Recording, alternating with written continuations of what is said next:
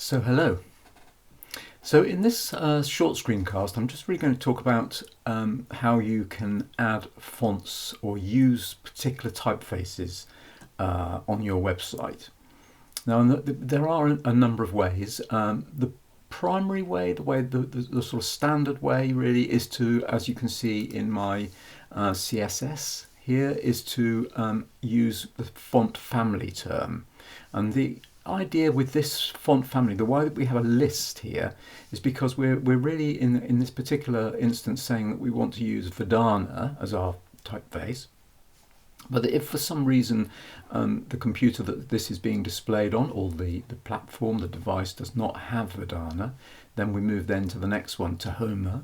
And if we don't have that, then we can always use Trebuchet MS. Now this one here, particular information about this is that, as you can see, it's actually surrounded in quotation marks.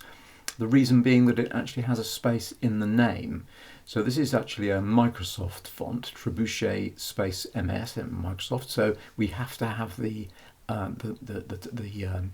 quotation marks wrapped around it. Whereas on the other hand, if we're specifically saying Helvetica, then we do not. Now the final in this list, comma delimited list here, is simply saying sans serif. So in a way, if you just say sans serif without any of these typeface definitions here, then what's going to happen is it's going to use whatever the default sans serif font on that person's device is going to be, whether it be a computer or a mobile phone maybe.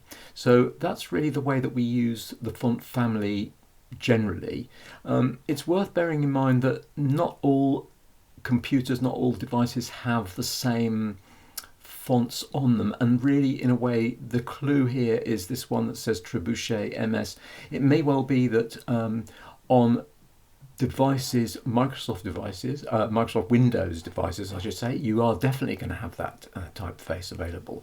On a Mac, you probably also will have it, because you may well have installed a Microsoft product such as Microsoft Office, which will also give you that typeface. I mean, in a way, it's a little bit of not a mystery exactly, but one could do an immense amount of research to find out proportionally, or what actually really is the truth about what typefaces are available. But I have got this this web page here which I've produced, which really basically takes you through what are all the common well-known web-safe fonts, as they are so called. And as you can see, that page, that page there, I will make that available so that you can actually see those typefaces and also how those are defined. In fact, if we go onto my fonts CSS, you can see how those are defined down here. So if we want to use these font family, we want to use Arial, for example, we merely need to do that. And you can see how I've actually styled these different paragraphs. So those are they. You can have a look at that and sort of work out which of those typefaces you would like to use. Okay, however, what you will also want to do, I have no doubt at all, is you will want to make use of other typefaces that are out there in the world. And essentially, there are really two ways of doing this. It is possible for you to download a font, as you know, maybe already, that you can download fonts from a variety of sources, so that you can use them on your computer within Photoshop and InDesign and Illustrator and so forth. But those typefaces will not obviously be available for people out there using your website. So it's no good you sort of downloading a fancy font from somewhere and then actually specifying that typeface to use on the website, because it's only available to you on your computer.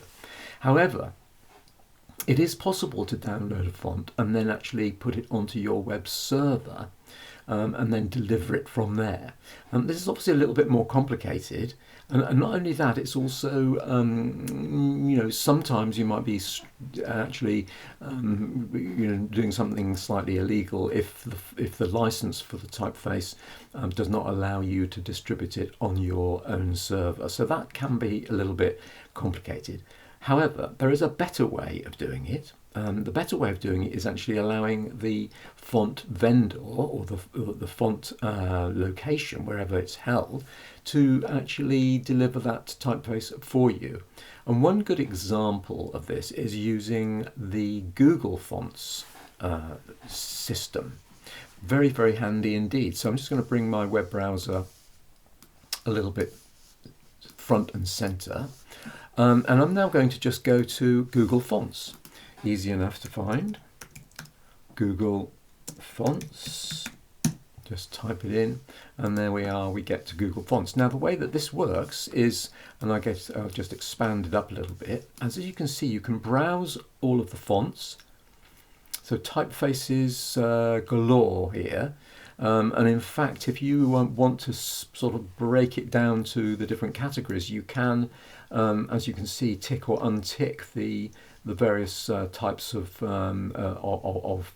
typefaces that you're particularly interested in. So the categories. So let's say we actually want to just use. We're just looking at sans serif fonts now.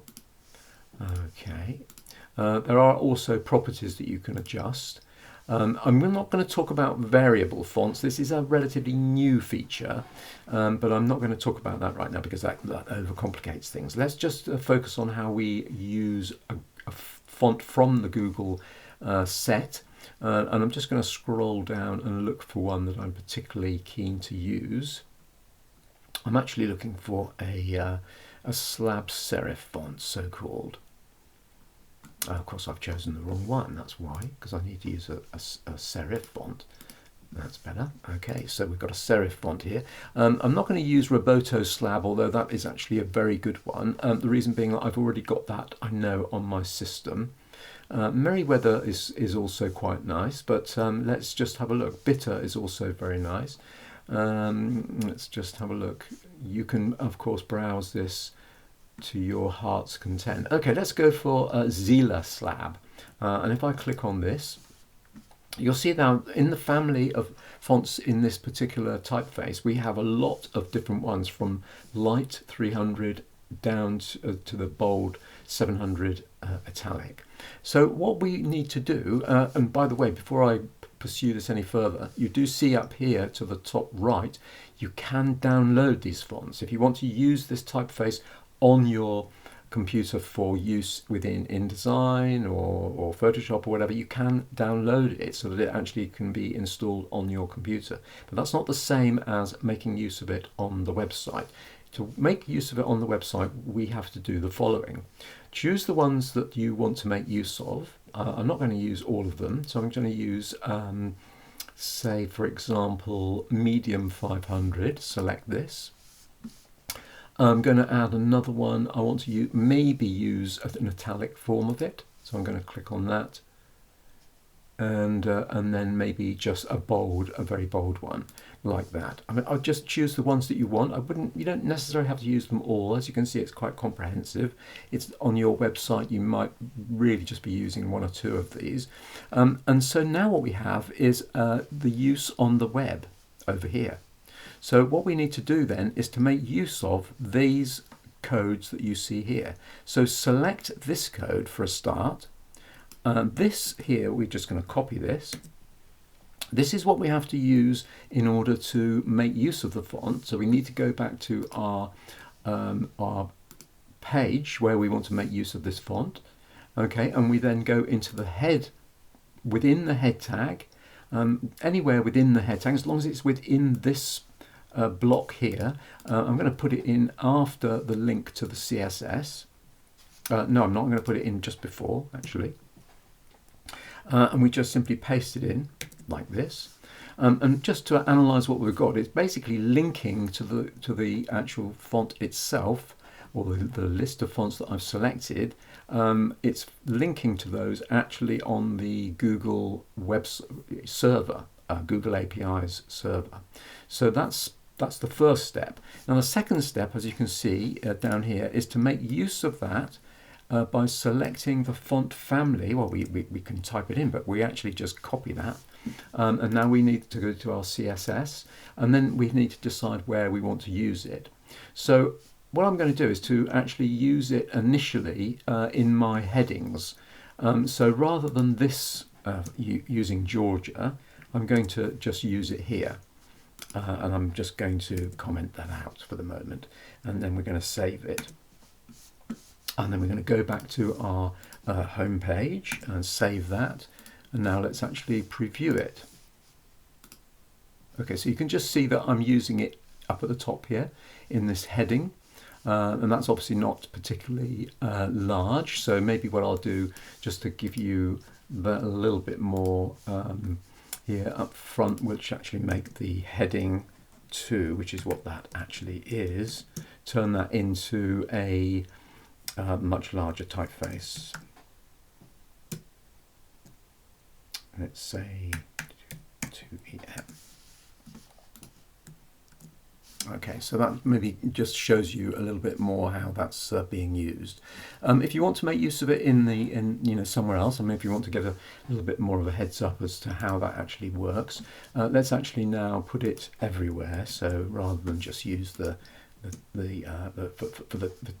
heading there, we'll actually do the whole thing. So let's actually take that and put that into the body. Okay, so now if we refresh this, you should see that we're using it now everywhere. All right, so that's really how we use Google Fonts on our website.